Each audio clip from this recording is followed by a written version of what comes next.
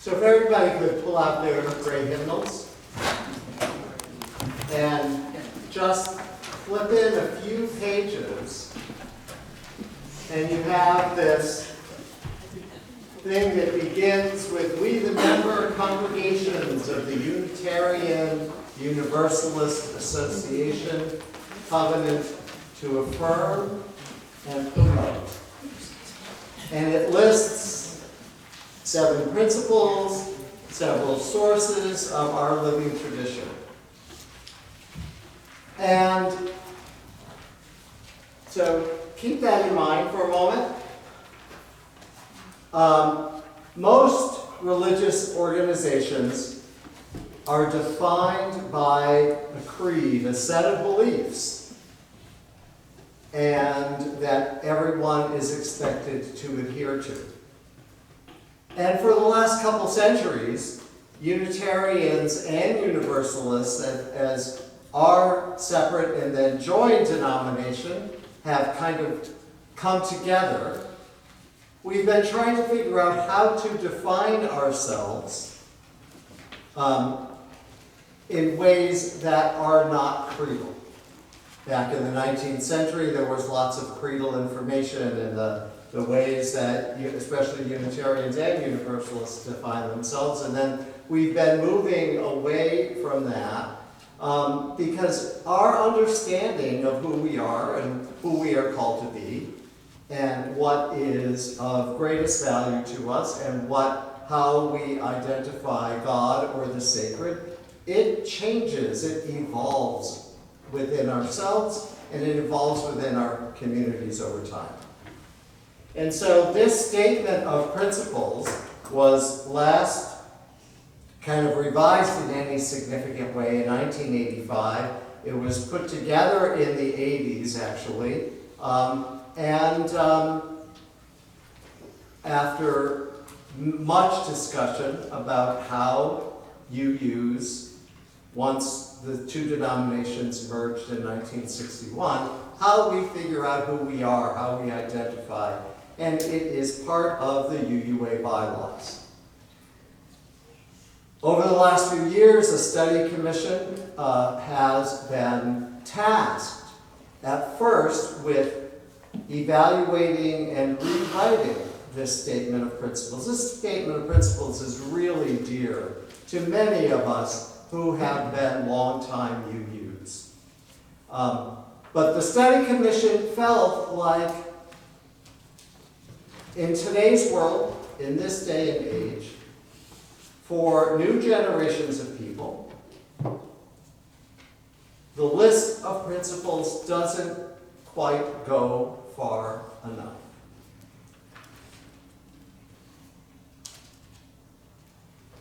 It's a little bit self-focused. There's no call or charge about how we take that into the world and what we're supposed to do, and what are the kinds of values that are foundational to those principles. So they proposed, and through a whole process of vetting what was passed at last June's annual meeting of the Unitarian Universalist Association, was a new system that you have on this insert, and hopefully most folks have that. And today we're going to explore that with your feedback. So I'm going to introduce a little bit, and then I am going to invite people to cluster around one or another of these values that are on here, but are also on poster paper around the room. I'll have a couple of questions for you. I invite you to perhaps choose a value that you're not immediately drawn to, but something you want to explore more deeply. And right now, I am going to read. So on this sheet, there is a description of each value and then a statement of covenant, how we're going to take it into the world. I'm not going to read the statements of covenant until we close, but I want to read the description that they have given us for each of these values. Interdependence. We honor the interdependent web of all existence with reverence for the great web of life, and with humility we acknowledge our place in it. Pluralism. We celebrate that we are all sacred beings, diverse in culture, experience, and theology. Justice.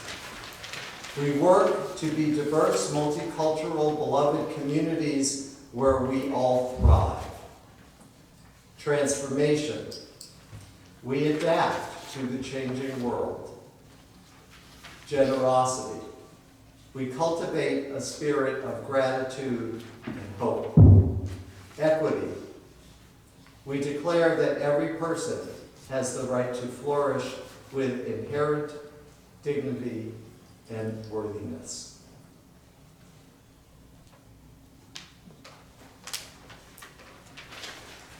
So, as we see, and as was the charge to the... In the center is love. Right. I was about to get that. As we see on the poster and in the charge to the commission that Patricia read in the reading, that love is at the center of our communal life, our individual lives, that many, even in biblical readings, declare that God is love, and that love is the height of all kind of spiritual resources.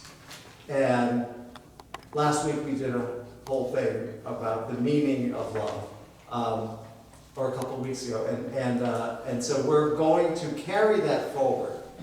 So if there's, Deb is going to be up here with some of the children or any of the adults that want to talk about the meaning of love in their lives. I invite you, when you choose a spot to go to, that you think about how is this value important in my life, and how could I carry it forward?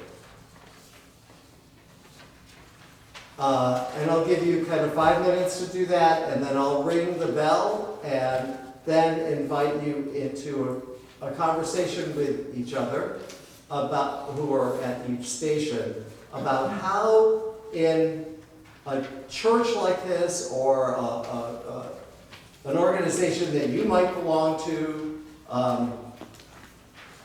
how that value might or should play out in that group, in a larger setting. Okay? Are we writing any of these things? Yes, there are markers by each station. So yes, please write them. And then when I report, and then there'll be a reporting out time. So I invite everybody to take a deep breath.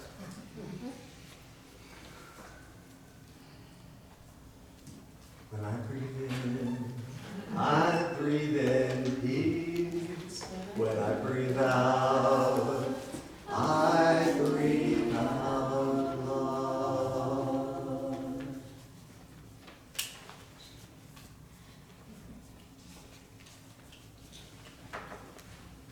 Please choose a spot to go to.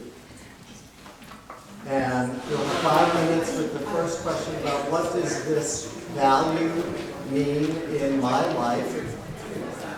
And then I'll ring the bell. We talked about justice and identified that there are historically disenfranchised groups, and so part of justice in our world today, whether we're talking about kids or race or gender orientation or whatever we're talking about, that more help and support needs to be given to those groups that are identified as disenfranchised or disempowered. Another point we came up with was speak up when you see injustice, especially when it's unconscious on the part of the other party. We specifically talked about profiling. Becoming aware of how prejudice impacts systems of justice. We talked a lot about the legal system, and as an example of that. And then we talked about the concept of the conscious competence learning model to bring awareness to groups that are historically in positions of power, to bring them through the process of being unconscious to being conscious, and then having, once you have conscious competence, you can progress into unconscious competence, which means it just happens naturally because you're now aware of it and behaving appropriately. And then we talked about how to bust through helplessness. I stepped away from that part to find this, so. Generosity. Generosity.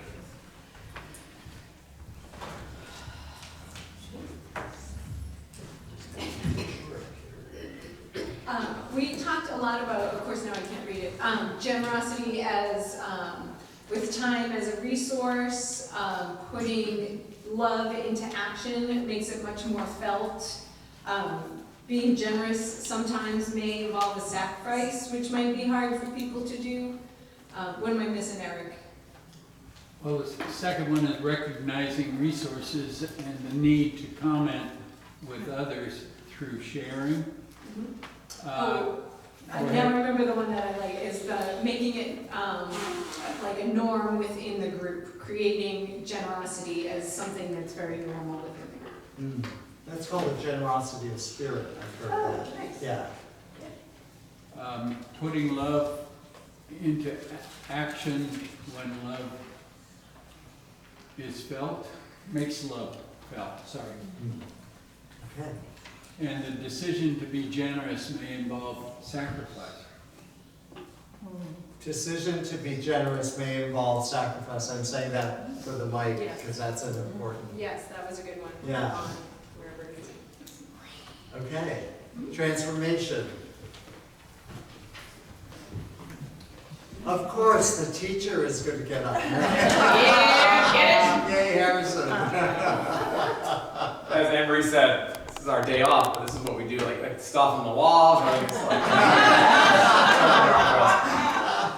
and I want to apologize. Apparently I had like this golden quote, I already forgot it, so I haven't had a full night's sleep in 3 years. All right, transformation.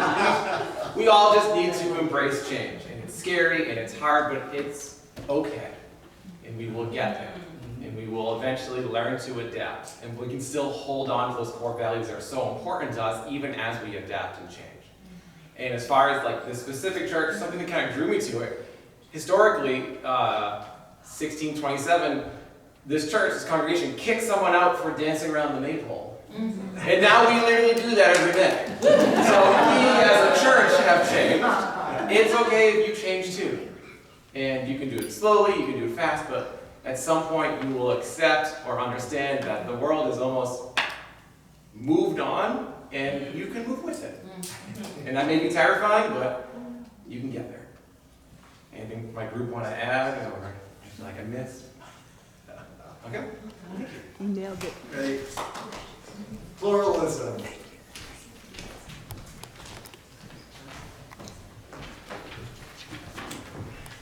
Good morning. Okay, that's a tough act to follow from the teacher.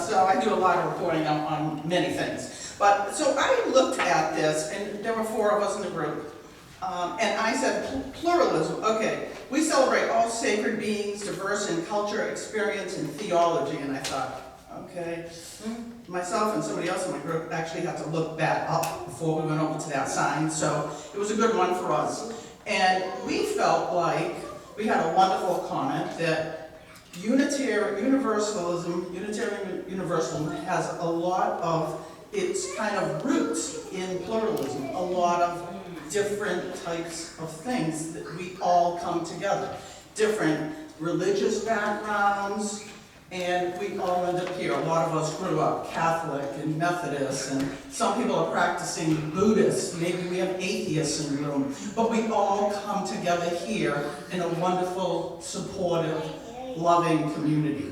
So I can't really read what we wrote up there. Maybe, where's Jan or Christine or Ashley, my group? Can you read one of those, please? I should have taken a picture. See the best or common goals, differences, beliefs of all, and be accepting. Thank you. So yeah, that's again, all different types of beliefs, bringing them all together here and being accepting of all. Was there anything really different from the? No. So we kind of reworded basically the same thing, that acceptance is so important. Great. Do any of you have anything else to add? No, that's good. Yeah. Great, thank you. Thank you. Equity?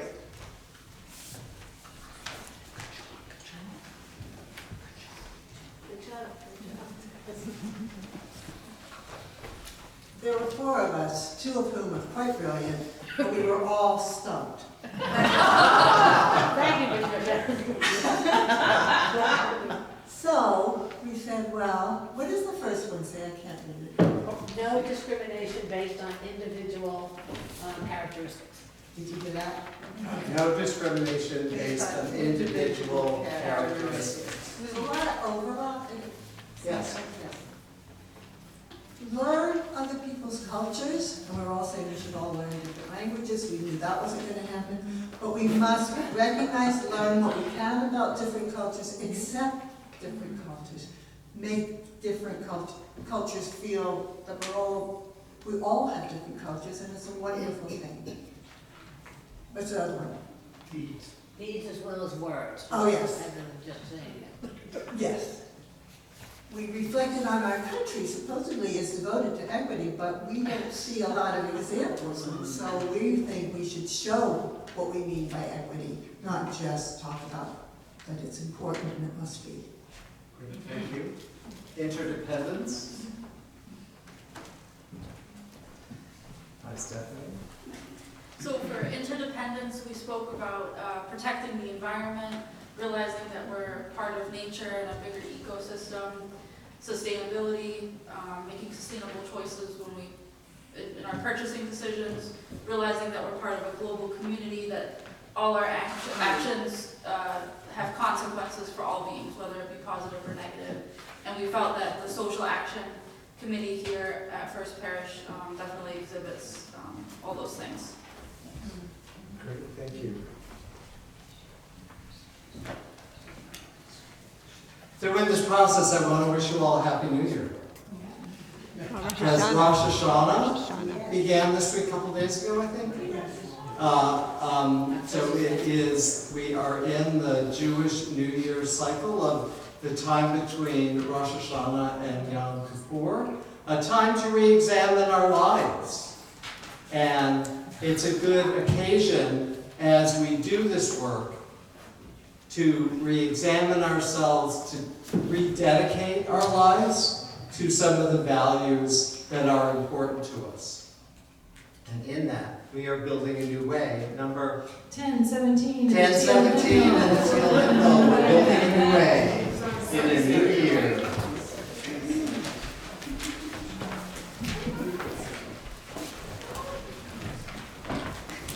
Please rise in body and spirit.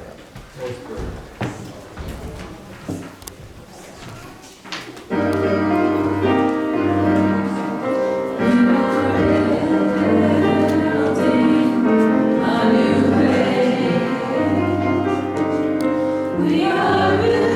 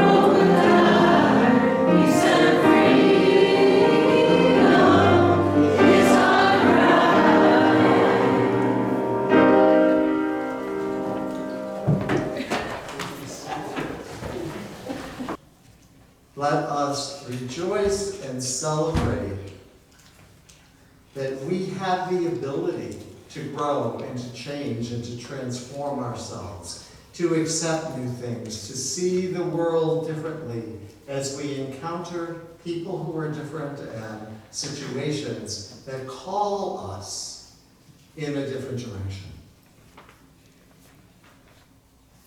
Let us celebrate the diversity of our church community and of the community out in the world that just is a wonderful place to encounter something new and something different and ideas we might not have thought of. It is a wonderful time to be alive, to be human, to have this ability, and we pray to not close ourselves off from what is calling to us in the world.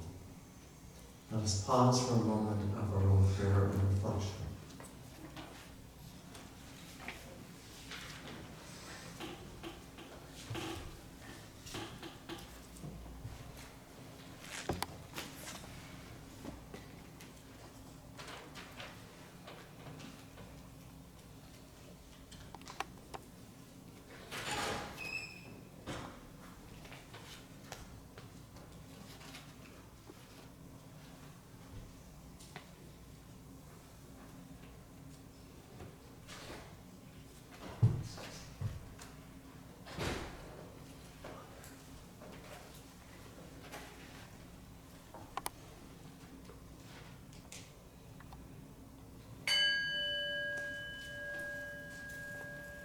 And we return to hymn number 131 in the great hymnal.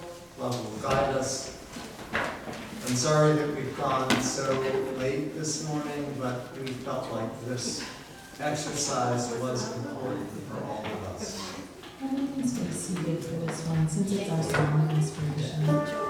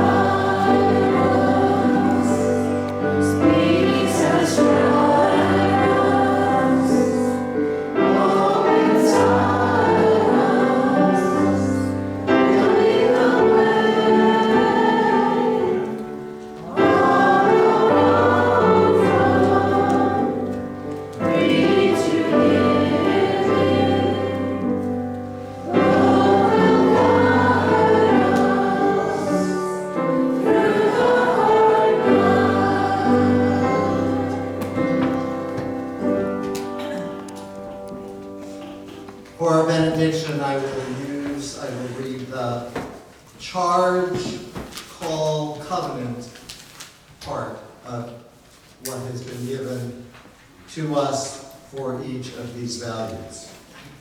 Interdependence. We covenant to protect the earth and all beings from exploitation.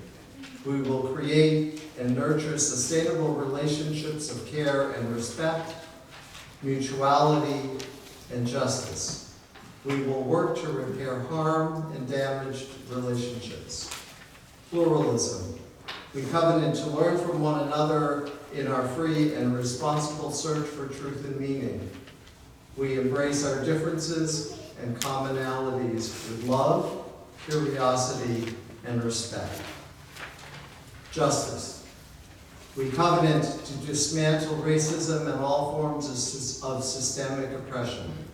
We support the use of inclusive, democratic processes to make decisions within our congregations, our association, and society at large. Transformation. We covenant to collectively transform and grow spiritually and ethically. Openness to change is fundamental to our Unitarian and Universalist heritages, never complete and never perfect. Generosity. We covenant to feel, to freely and compassionately share our faith, presence, and resources. Our generosity connects us to one another in relationships of interdependence and mutuality. Equity. We covenant to use our time, wisdom, attention, and money to build and sustain fully accessible and inclusive communities.